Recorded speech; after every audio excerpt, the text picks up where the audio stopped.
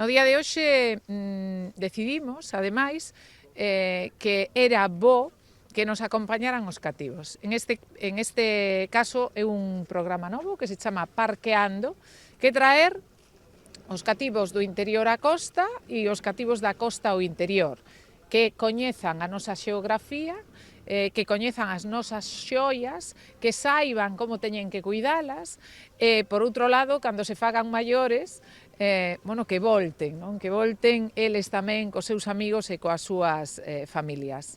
Son un total de 140 rapaces, en este caso de concellos que pertencen ao Parque do Xurés, son nenos dende 3 anos ata 12 anos que tamén disfrutarán dunha xornada de convivencia.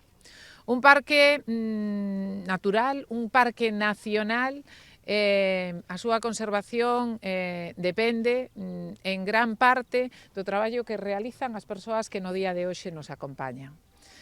O seu traballo pois é silencioso, pero ao final está dando os seus resultados.